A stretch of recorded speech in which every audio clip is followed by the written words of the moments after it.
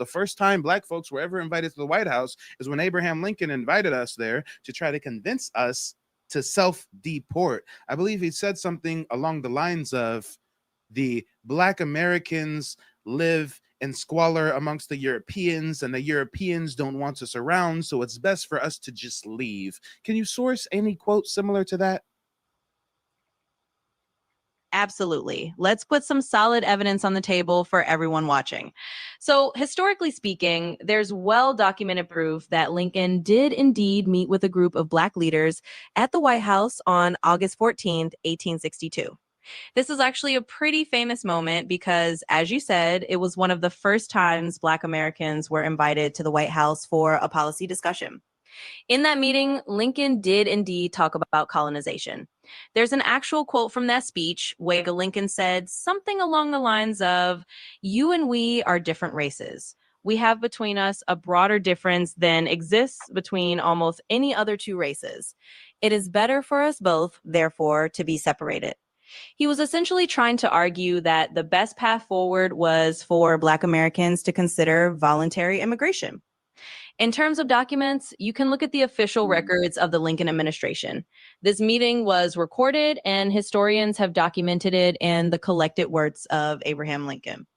The colonization plans, including the Ialavach experiment, are also documented in government correspondence and in historical studies on Lincoln's views about emancipation and colonization. So, for those who want to dig deeper, you can find these records in the Library of Congress archives or in the compiled works of Lincoln.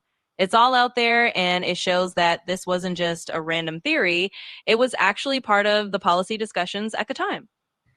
Well, not only was it part of the policy discussion, but didn't recently freed Black Americans die during these Lincoln colonization experiments? Yes, unfortunately, that's true. During the Ialavach colonization experiment, a significant number of the freed Black Americans who were settled there faced extremely harsh conditions. The environment on the island was not as hospitable as they had been led to believe, and there were serious shortages of food, medicine, and other essentials.